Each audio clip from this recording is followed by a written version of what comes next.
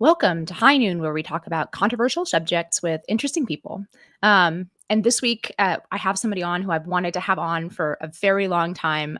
He's somebody who personally inspires me, as I was telling him Oh, just before we went on this podcast, because he has in spades something I so often think that I don't, which is this incredible, sort of positive and pragmatic energy to just build and create better things that actually change people's lives in a real way, as opposed to the sort of gloss that we we seem to have around such things so much today. But Ian Rowe is a senior fellow at the American Enterprise Institute. He's also a visiting fellow with the Woodson Center, part of their 1776 Unites project. He has a new book out, just I think May 15th, right? yes, yes, yes, yes. So, new book out called Agency, the 4-point plan, free for all children to overcome the victimhood narrative and discover their pathway to power. He's also running a set of charter schools in the Bronx based, I believe, around the 4 cardinal virtues. Yes, yes, Um, yes. and there's literally probably 6 or 7 more hats that Ian wears. But in the interest of actually getting to the conversation, I'll stop there. Welcome, Ian Rowe, to High Noon. Oh my gosh, Inez, I'm so happy that we finally are connecting. I know that we've wanted to do this for a long time. And by the way, great funky music on that intro. I like it. I like it. So let's start with how you ended up where you are now. I mean, how did you become convinced of some of these things? That you really have been a champion for personal agency, for but not in sort of isolation, and we'll get to that happy balance that you write about. But first, tell me where, like, how did Ian Rowe end up where you are right now, and thinking the thoughts that you do? Wow, that yes, Easy the question. yeah, it's easy. My origin story. So it is actually interesting, what is or what was my epiphany moment? Because as you said, I've run schools in the heart of the South Bronx for the last decade. I've had amazing experiences all in and around young people. I was at MTV for 6 years. I was with the Gates Foundation at the White House, all trying to figure out ways to improve the lives of young people. But I think July 11th, 2016, at about 4 p.m. I think that was the moment. So you want to so you want to know what happened at of, July of 16th, course, I want to July know what 11th? happened. So I had been running this network of public charter schools. We're doing quite well. Demand was really high. Our schools were in the South Bronx and the Lower East Side of Manhattan, and we wanted to grow. Like, where would we open more new schools? There were nearly 5,000 families on our wait list every single year. But in places like the South Bronx, you had districts where only 2% of kids were graduating from high school, ready for college, just lacking an opportunity. And so we decided to move our headquarters from Tribeca. If you're familiar with Lower Manhattan, like West Broadway, it's very hip and chic. You can get a latte on every corner. We decided to move our headquarters to the South Bronx, to near 149th Street and Third Avenue, because if this is where our new schools were going to be, we should have our headquarters be there as well. And yes, it was a higher crime area. There was even a needle exchange on the corner where we had our office. But I felt that this is, kids need to go to great schools here, and why not build our headquarters? So that's what we did. So we decided to do a walking tour on July 11th, 2016, and about close to 4 p.m. as we were walking as a team to get to know the neighborhood, like where's the local bodega, where's the local bank. We saw this 27-foot baby blue Winnebago truck, and all these adults were around it, and they were somewhat excited, almost similar to the ice cream truck. That when you see a kids around, they're like, oh my, it's very exciting. And as we got closer, we saw that there was graffiti lettering on the side, and the graffiti lettering said, who's your daddy? And it turns out that the Who's Your Daddy truck is a mobile DNA testing center where low income folks spend, somewhere between $350 to $500 to do DNA testing on the spot to answer questions like, could you be my sister? Are you my father? Like, really deep questions about identity. And as it turned out, this truck was in such demand. The entrepreneur who had launched it had a second truck. VH1, the television network, had a reality series called Swab Stories, because when you went on the truck, you had a DNA sample, and it suddenly became entertainment where people are learning lifelong, or answers to mysteries around their family. And there was something about that experience. I discovered the non-marital birth rate in this particular area of the Bronx was 85%. And I realized, you can go to Chicago, Appalachia, Buffalo, Rochester, and see that these numbers were not so uncommon. And it was, I think, at that moment that I thought running schools is important, it's necessary, but not sufficient. And that if we really want to help the rising generation think differently about their lives, think about how they can lead a life of flourishing, regardless of how they come into the world, there are a set of pathways that we leaders, the collectors of wisdom around what it means to lead a life of flourishing, that we can do that. And in some ways, my book Agency, a lot of my work was born in that very moment, that it was not enough to be a school leader. I'm a big fan of not just walking the walk. I think you got to talk the walk. You have to build institutions that do what you believe is right. So I've often felt that's why I run schools, to let kids know that they can do hard things. But I felt I had to take an even bigger role in expressing all of the elements that are so critical to human flourishing, even beyond just education. Yeah, I mean, what's interesting, even in this one thing that you've identified, out of wedlock births, for example, and what I was trying to look up as you were speaking was what the Asian out of wedlock birth rate is in the United States, because this is the only group that I'm not sure about. But I believe that every other U.S. sort of substrata, that every one of us essentially now is beyond the Moynihan threshold, right? If I think Yes. back to Yes. the Moynihan Report, this is Daniel Patrick Moynihan, right, who sort of was the first to call what was happening then in pockets of the Black community in America a high out of wedlock birth rate, which I believe was like 25 or 30%. It was 23.6%, exactly. I'm And pretty he sure every racial group in America is now over that, is what I was gonna say. Well, and the white population is Mhm, far is now mhm. farther than that. Yeah, and the thing that's interesting about that, because I hadn't really read that. I mean, it's so interesting as an educator, you kind of, put your blinders on. I just got to run great schools. What's the curricula? Hire great teachers. But the truth is, there are all these factors that really matter. Family structure being one of them. So I read the Moynihan Report in detail after this epiphany experience, because he really articulated, this was in the mid 1960s, that 23.6%. And by the way, there was a growing Black middle class then. And so he was saying, look, there's a pocket, just like you just said, there's a segment of the Black community that's crisis, crisis, crisis. The non-marital birth rate for everyone else was single digits. It was about 5% or 6% for the entire country, but it was 23.6%. And he said, if we don't, and what's also interesting, he said, it's really connected to the legacy of slavery. He tied the historical discrimination. I don't think he's 100% correct, but he even said that, it's not that there's necessarily this pathology, but this is a real issue. And unless we address it, it will become its own self-perpetuating force. And so now, to your point, the non-marital birth rate in the Black community is more than 70%.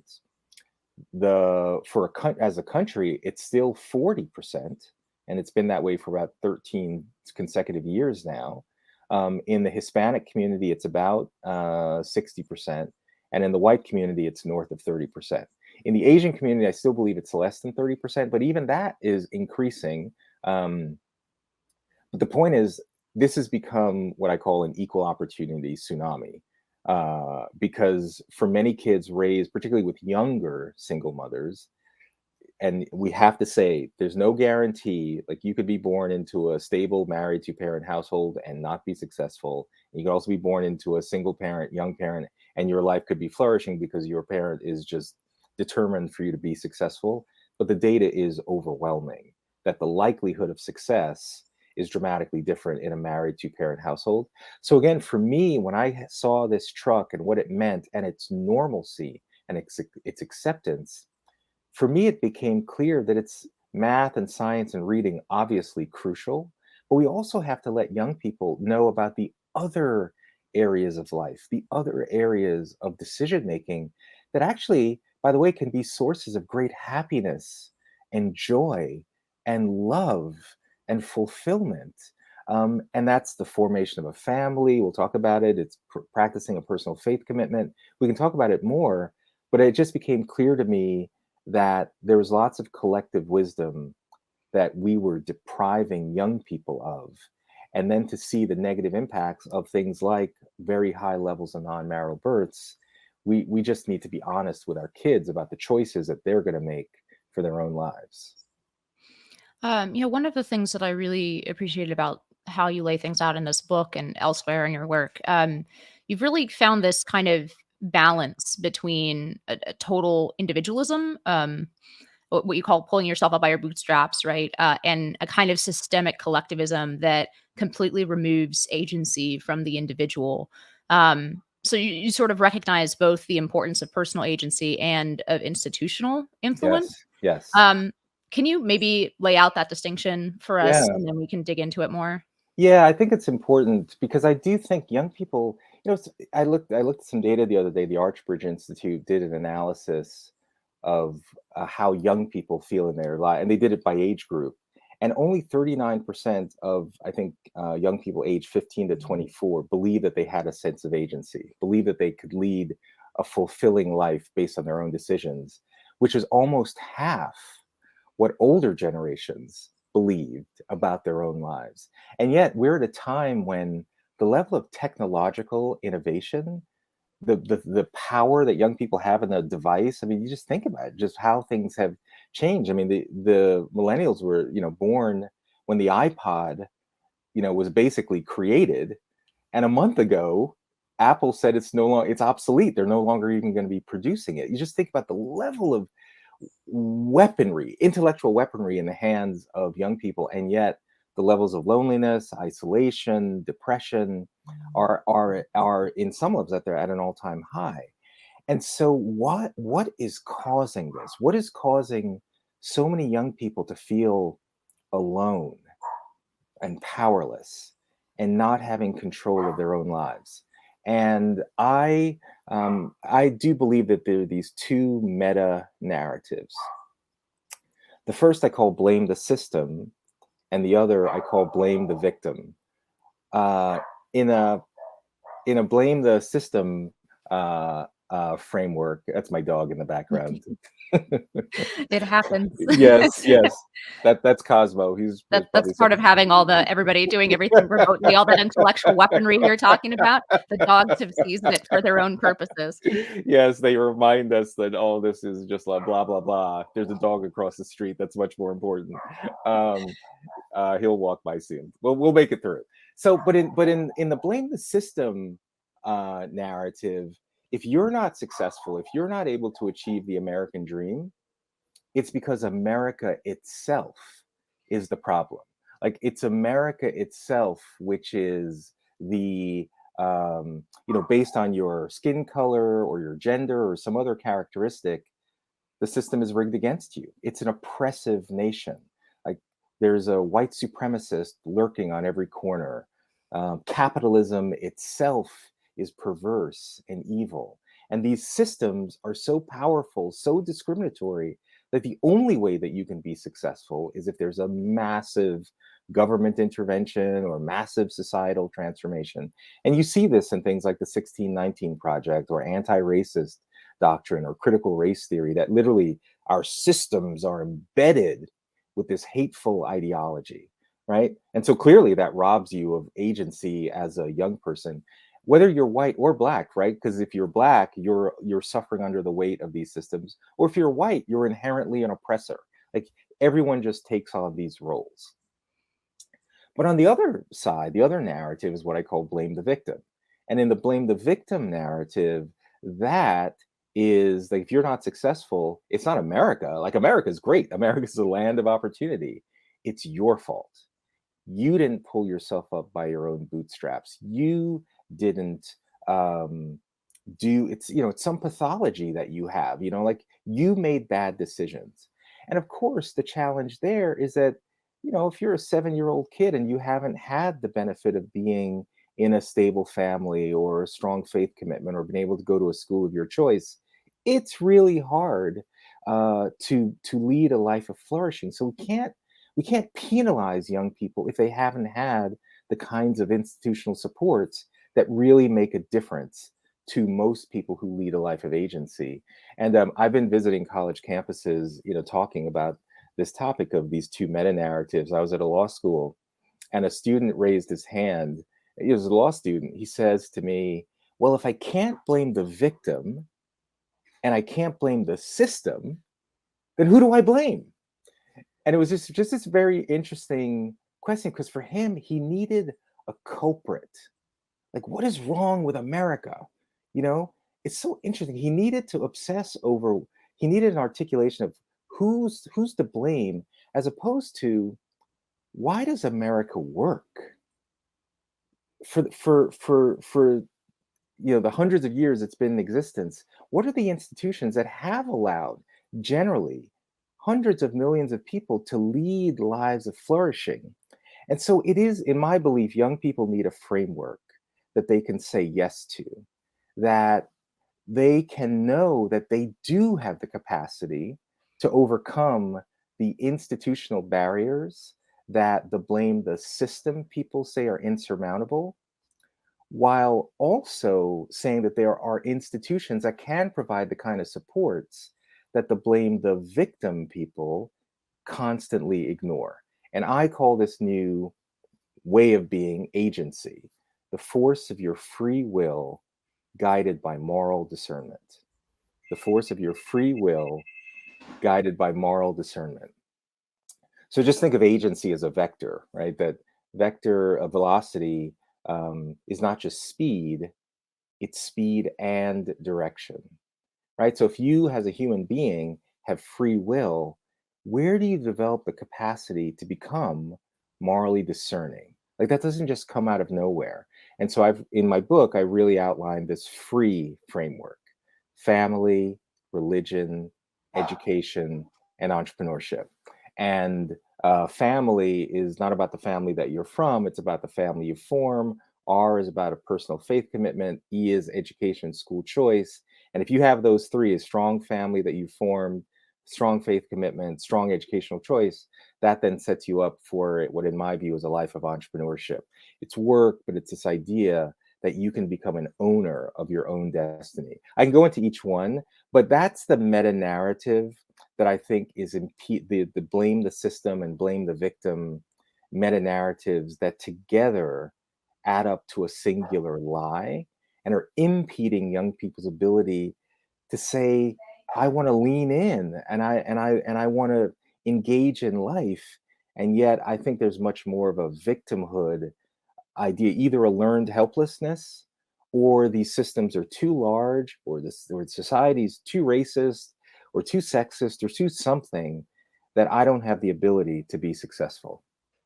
There's almost a human scale element here, recognizing sort of the human level institutions, or the mediating institutions between the very, very large sort of systemic that becomes faceless and sort of a stand-in only for an abstract form of power that may or may not exist, and the totally like single atom, right? Where you're Yes. completely willing every aspect of your life into existence. But you have a column in the New York Post over the weekend entitled "Here's Why All Students Need Agency Rather Than Equity," and you cite Eric Kaufman, who was actually a guest on this podcast a few weeks Oh, ago. But this is something that I found incredible. I guess he in his research has found that even reading "A Letter to My Son" by Ta-Nehisi Coates was, quote, enough to reduce Black respondents' sense of control over their lives.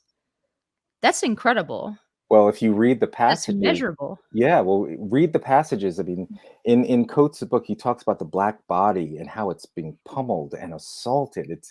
He's actually a beautiful writer, but when you really dig into it, I remember reading it myself and just feeling, oh God, is this how I'm supposed to see my own sense of possibility? That my body is simply a rag doll to be pummeled by vigilante police, or other white supremacists who are just always there. And Eric Kaufman, he compared the reading passages there versus other passages which actually talked about black ancestry and the power of resiliency. And he measured people afterwards, and there was a decided difference in your sense of personal agency, that I could be successful. And this is what I think more people just need to understand.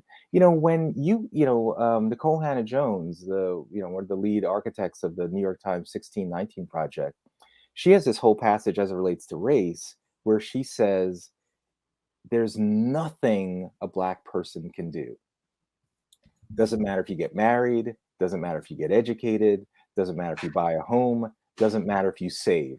Quote, none of those things can overcome 400 years of racialized plundering, end quote.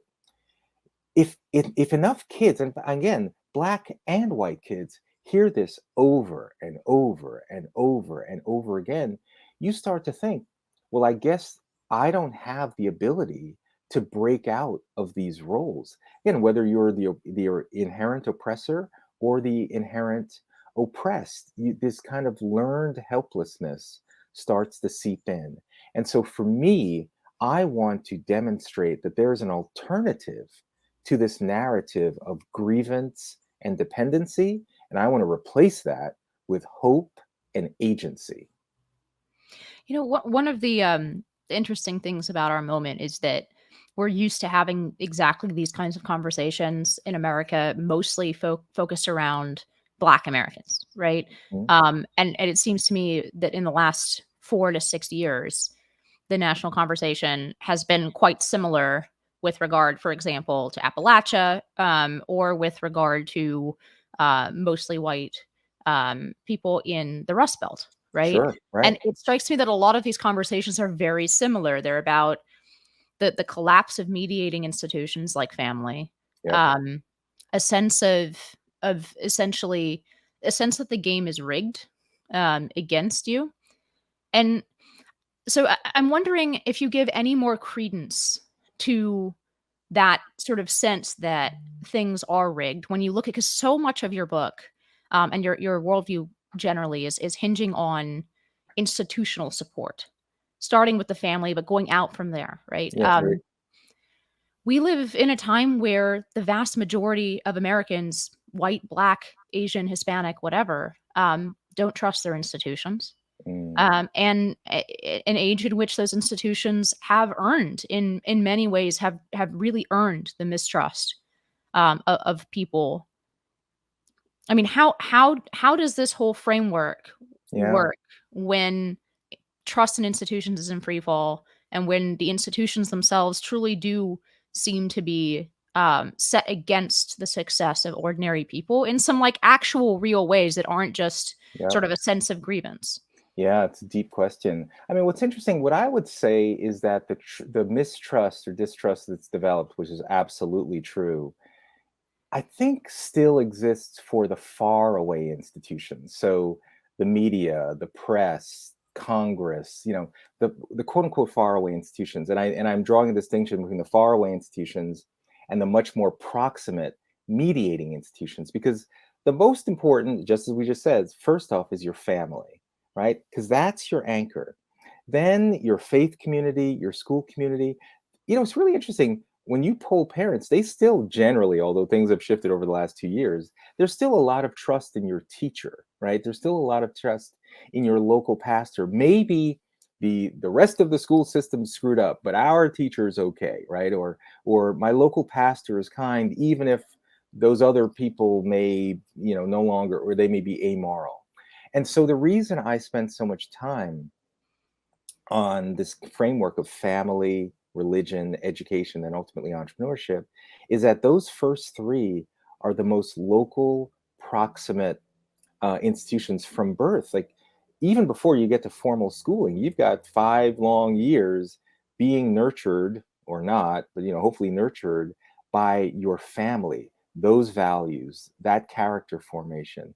And what I think is happening in our country today is that because of the weakening of the family structure, the lower religiosity, lack of high quality options in education, that cocoon that used to surround every young person is now being more penetrated by these larger institutions or social media, policy, the press. So suddenly, what used to be sort of the cocooning responsibility of parents, but now you don't, many kids are being raised, particularly in disadvantaged homes, in unstable non-marital birth driven homes, lesser religiosity, lesser high quality school options.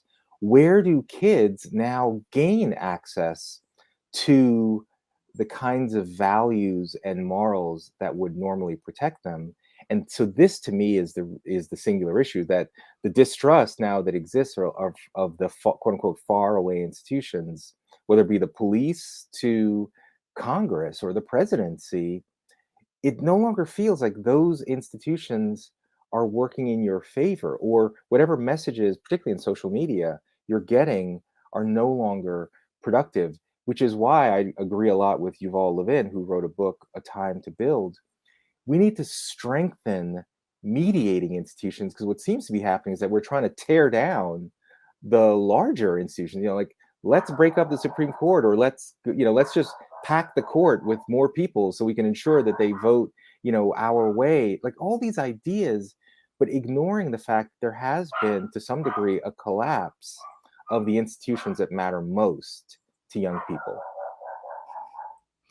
Um, I I guess even those closer institutions, and obviously you're pointing to their weakening, right? Throughout this book and throughout your work, you're pointing to exactly how those institutions are not really or have not been there for a lot more young people than used to be the case. I mean, so you have the rise of the nuns, the NONE, not the nuns in a monastery, but quite the reverse. Uh, we have schools that for decades have been failing students academically. But now we see the rise, even within, for example, charter networks of schools that are teaching exactly the kind of sort of self defeating, lack of agency narrative that you're decrying. And we have a lot more people who just come from unstable or broken families. I mean, so where do we go from here? You say we need to rebuild these kinds of institutions, but it seems like these are actually things that are extraordinarily difficult to rebuild. Perhaps in education, there's we can come up with, and we are both in ed policy, but we can come up with a set of sort of policy prescriptions. But with regard to the falling away from religion and with regard to broken families, it's not clear at all that there's sort of a policy prescription or something in particular from the sort of national level that we can do. So, I mean, how would you propose to kind of to actually start to rebuild some of these mediating institutions so that they are a positive rather than a negative influence? Because it seems like that seems like a really, really tough order to me. Yep, it is. It is. I mean, I don't know if you've seen the movie Top Gun, Maverick, and this whole film is set up around this impossible mission that to destroy these uranium plants in some faraway country. You've got to take these F-18 fighter planes up above a mountain, go through this ravine, and hit these like targets that are just incredible, and no one believes it can be done. And there's a moment in the movie where Tom Cruise's character just gets on a plane and simulates doing this mission, taking his life into risk. And he does it. And it's this very triumphal moment. And then, of course, later on, they actually do it in real life. Like he was practicing it. But there's a moment where he has to prove that it's possible. And I very much feel my work, and hopefully inspiring others, we have to build the institutions that demonstrate the values that we're all talking about. So that's why I'm launching a new network of high schools this August in the Bronx, that's committed to these ideas of individual dignity, our common humanity, equal opportunity, and organized around the four cardinal virtues of courage, justice, wisdom, and temperance. Because I believe, and I think it's going to be an amazing school, the international baccalaureate model, replicable, so that hopefully others can see we don't have to be so overwhelmed. Because you're right. I mean, Inez, what you just said, it's very daunting. There is no silver bullet policy that can be passed the state or local level. I mean, there are certain things we can do to enhance, for example, school choice or removing penalties around marriage. So there are some technical interventions that can be implemented, but far and large, it's going to take people like us to say that we're not so weighed down by the immensity of the challenge to just succumb to it. We actually have to say, wait a minute, you know what? There are people in every single community in this country who are already working around the forces. I mean, I do a lot of work with Bob Woodson, who runs a Woodson Center and who for 40 years has helped tens of thousands of people become agents of their own uplift that you've never heard of, right? Who are working within their communities and leveraging the strength of family and faith and schools.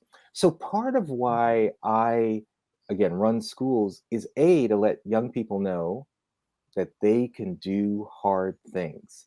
They will face challenges. There may be even people that don't like them because of their skin color, or don't like them for any number of reasons, but it's not insurmountable. And that there are local institutions, the most important one being the family, not the family that you're from, but the family you're from. I mean, for the family that you form. So that's why data like the success sequence, where, if you finish your high school degree, full-time work, marriage, and children, 97% of the time, you avoid poverty. That's important information for young people to learn as they encounter these decisions upcoming in their life. But this is the central challenge. Honestly, it's why I've written this book. I feel like these blame the victim, blame the system narratives have led people to believe that our institutions are so corrupt. Religiosity is down, just as you said, nuns. It just feels like it's hopeless. And yet, there are millions and millions and millions of young Americans who have embraced the ideas of family and faith and hard work and free enterprise and entrepreneurship. And they're leading pretty great lives of all races. So, how do we start telling those stories to counter what you rightfully say is a very debilitating and defeatist narrative? And I just feel that's the essence of this country. I mean, de Tocqueville, when he observed America many years ago, one of his lines was, America is not enlightened than any other nation, but it's because of its ability to repair her faults. And I just find that an incredibly powerful sentiment, that the tools of self-betterment and self-renewal exist in our country. And I want young people to know that the tools of self-betterment and self-renewal exist within you, and that you don't have to do it on your own, but there are institutions. And yes, you've got to be part of seeking them out, but they exist within your local community. And so this is the struggle. We're in the inflection point in our country where I think it is very easy to give up, or just to sort of fall into the kind of a defeatist narrative where we're all waiting for some authoritarian president or some leader to just save the day. And that's not what this is about. This is about, in many ways, bottom up reconstruction of our own lives. And in some sense, that's what agency is about. You can lead the life of your own choosing, but there are local institutions that can help you get there. We can't wait for somebody else or some government or some other artificial force to solve our problems. Ian, what happened to kipp? Oh, well, Because yeah, just to catch people up, so kipp is yeah. a large charter network that used to embody a lot of what you just said. It was really about creating a culture, a school culture that supported hard work, that supported agency, and And it's been one of the most disappointing stories to me that, for example, they Yeah. recently got rid of what used to be their slogan, "Work hard, be nice." That Yes. was considered somehow not sufficiently anti-racist. Yes. Well, you're citing a great example, and it's very painful for me because I, personally know the leaders of these organizations, not just KIPP, there are others that for, 20, 25 years actually were saying, no, you are not trapped by circumstance, and that work hard, be nice was their slogan, which signaled that your effort matters and your character matters. No matter what, no one can take that away from you. But yeah, a couple years ago, they decided, and every organization has the right to change its slogan, right? But they said not only is it work hard, be nice wrong, but it's wrong, or we're removing it because, quote, meritocracy is an illusion, end quote. So think about that. Wait a minute. You're saying it doesn't matter? Like it's just an illusion? This is a falsehood? The one thing we as school leaders give to our kids is the anchor, that knowing that their effort will be part of the mix. It doesn't mean it's a guarantee. And so when Kip made that decision, it was very challenging. I write about it in the book. And I found a quote from one of their graduates and I put it in the book, who talks about how the term "work hard, be nice" was such an important part of her development, and how it was something that her teachers had really instilled in her. So it's just such a deep contrast, as always, between the quote unquote elites who think that they're, representing the interests of the quote unquote disadvantaged, and then you speak to the folks themselves and say, no, no, no, no, work hard, be nice, it's important, because if you take that away, what do I have left? Because when you lower standards, generally all you're doing is you're eliminating the ability to achieve a level of dignity with excellence. You remove the bar. I don't know if you know this, but they have created a new slogan. It's something like, together, a future without limits. Like some milk toast, no verb, just, but I think it was intended so that it wouldn't offend anybody, and that's when we as adults succumb to this kind of anti-racist, these pressures to not offend anybody, or somehow say, well, hard work doesn't matter, or that meritocracy is an illusion, it is disappointing. But what's the answer? The answer can't just be keep shouting in the rain. Then build a better organization. Build build Vertex Partnership Academies like I'm doing, or any number of people who are not sitting still. And if the old institutions are sort of corrupting themselves with this kind of defeatist mindset, then we got to speak out and build the empowering alternative. That's why I've written this book, because otherwise we're just, and let me also just quickly say, sometimes I think the people who are spouting all this nonsense, this narrative of defeatism, they are counting on you, Inez, to be so deflated that you're just going to be like, oh, you're just going to be silent, because if you try to do something, people are going to attack you. They're going to call you all sorts of bad names. They're counting on you to not fight back. Don't let them have that victory. I mean, Glenn Lowry, who's a great economist and commentator, he says this all the time. It's a bluff. These people are bluffing you to call out that somehow work hard, be nice is false because meritocracy is an illusion according to them. It's a bluff. You know it's wrong. Have the courage to say obvious things out loud. And I just feel like I want to put myself on the line, because I know how important it is for young people and how defeatist these ideologies really are. You talk about how there's no guarantee, right? That your hard work and your agency is but one input, um, but it's an important one.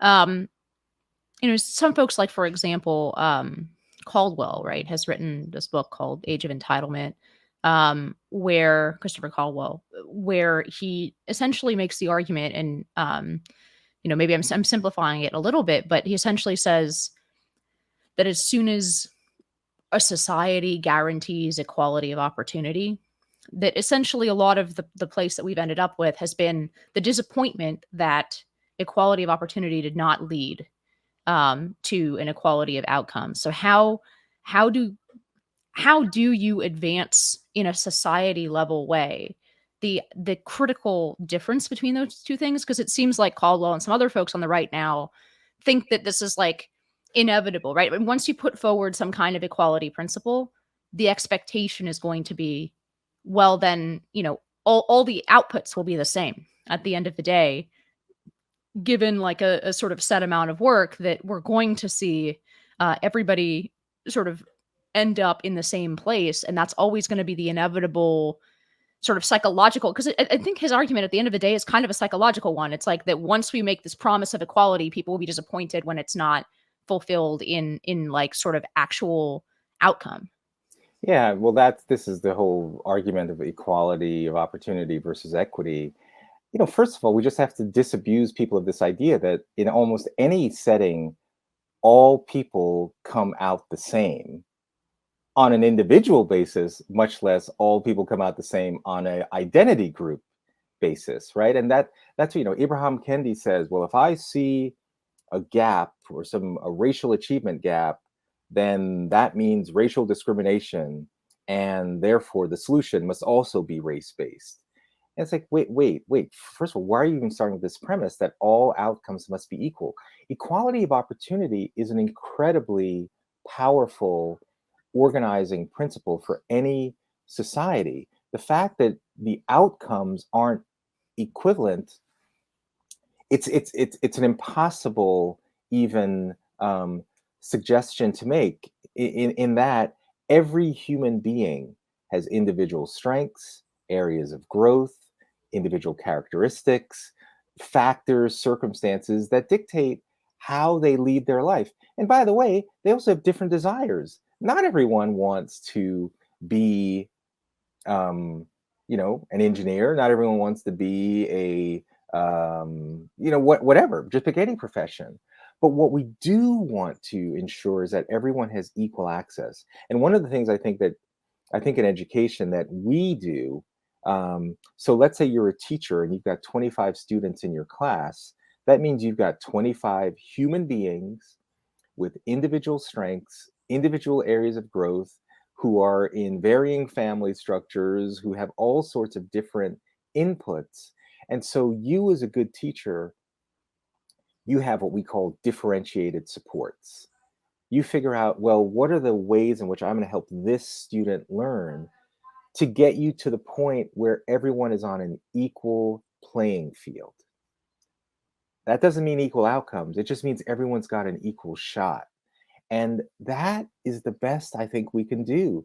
The very fact that you have inequities doesn't inherently mean that that's because of some superficial discrimination. Now, if there actually is discrimination, sure, let's deal with that. But to make the assumption that inherently inequity means that there's some lurking evildoer that's forcibly creating these inequities, I think is a false premise. And what we need to be much more focused on is this idea of equality of opportunity. I wrote this piece in the New York Post, as you said, because this idea of forcing equity, especially racial equity, is what leads, like, for example, the governor in Oregon, who a couple of months ago decided to, in the name of equity, eliminate the requirement for kids to demonstrate proficiency in reading nor math in order to graduate from high school. And this was to help kids of color. Wow, how sick is that? You're reducing the standard. You're saying in order for kids of color to quote and compete, you're eliminating the standard of expectations around math and reading. That is so insidious. And not only is it, discriminatory, it's racist, right? So, so this kind of thinking about, well, we haven't gotten equality of outcome, so therefore, what's wrong with equality of opportunity? It's a false premise to begin with. I mean, that's certainly the more constrained view of human existence and life. I wanted to ask you, actually, just to change gears a little bit. I wanted to ask you what you think about Camille Foster and Thomas Chatterton Williams' arguments about race existing or not. Um, they functionally, just to lay it out, that they argue that race is socially constructed, which is certainly true to some extent when, I think Thomas Chatterton Williams points to the fact that he's read as Arab, right? Here, he's read as a mixed black man. When he's in France, where he lives, he's read as Arab because actually, like the phenotypical traits that we denote as race aren't like very clearly carved up. There's a lot of penumbra in between. There's a lot of, sort of a lot of like different national peoples Yeah. or sort of clearly there's some correlation, it seems to me, between genetic background and a certain set of phenotypical Yep. characteristics. But they argue that this concept that we're using doesn't really exist. I mean, what do you think that's right, or do you think that there's more to this concept that's real, but perhaps it's just not as important as some folks would like it to be or imagine it to be? Yeah, well, it's clearly, I mean, race is clearly a social construct. It's just that unfortunately, we still live in a society where your race matters, or the assumptions around your race matters. And to the degree that we can start to realize that there are factors beyond race, then maybe we can start making some headway in some of the other things that really matter to human flourishing and agency, such as strong families, strong faith commitment, education, entrepreneurship. In education, let's go down this race road for a second. There's the racial achievement gap where, historically, if you look at the last 40, 50 years, there's just been this constant, almost permanent gap between underperformance of Black students relative to white students, right? And we got to close the racial achievement gap. Well, ironically, in the entire history of the nation's assessment, the National Assessment for Educational Progress, otherwise known as the nation's report card, since early 90s, there has never been a situation in which a majority of white students are reading at grade level, right? And so if you were to actually close the racial achievement gap, all you'd be doing is achieving universal mediocrity. And it's not like, it's highly unlikely that systemic racism is the reason that the majority of white students have not been reading at grade level. And perhaps the reason that a majority of white kids and a larger majority of Black kids are not reading is not necessarily or solely due to these forces based on skin color. Maybe it has to do with stronger families, stronger faith commitment, where there's great correlation to better educational outcomes, strong school choice, higher end curriculum, the science of reading. So we would start to discover, and one of the things I actually want to do with the National Assessment for Educational Progress is to make family structure one of the prisms through which we highlight student achievement. So we go beyond the usual suspects of race or class or gender. If you had family structure, you would actually start to see that married to parent households versus single parent versus grandparent, there are about 7 different mutually exclusive categories. You would start to see across race, across class, across gender, that kids being raised in married to parent households have far greater academic outcomes. And the reason that's important is that maybe our solution set would start to differ, because we'd start to say, okay, well, then how do we strengthen families, both culturally and through policy? And so this idea of race being a social construct is no longer the predominant topic when we're discussing these kinds of issues, because we'd start to see that actually race is not the thing that seems to be the most important thing when it comes to explaining outcomes for students in academics, or frankly, almost any other area. So what I'm fairly certain is real is sort of cultural. I mean, the idea that culture and perhaps race are totally, not totally, but mostly, as you're saying, disconnected from each other, or at least can be.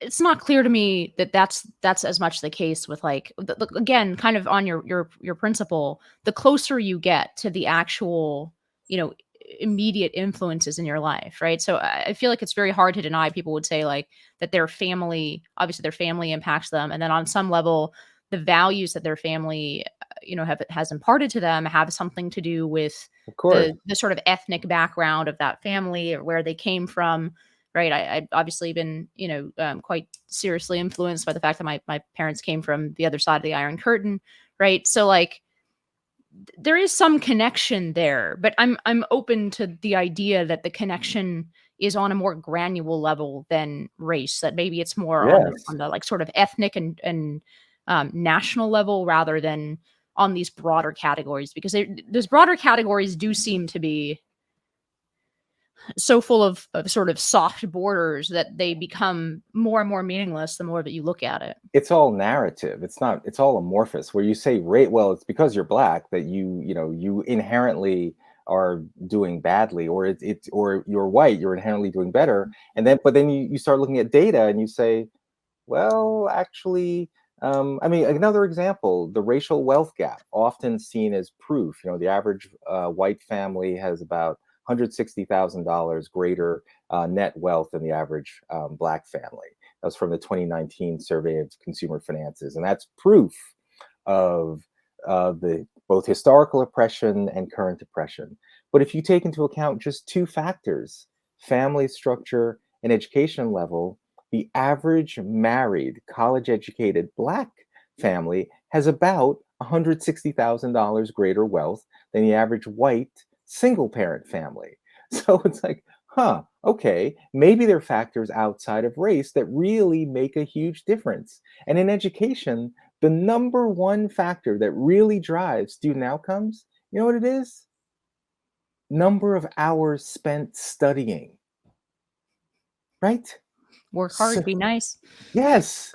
So that's why we got to blow up these narratives. And when we say this, haters will say, "See, they're denying systemic racism exists."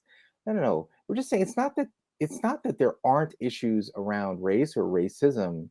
It's just that when we start to articulate this sort of monocausality, that's the only thing that matters, that's the only determinant, and you just ignore mountains of evidence of the factors that really drive human flourishing, then you are denying the very young people who need hope and agency and all these things, knowledge around studying and patterns of family formation, these factors that really drive outcomes.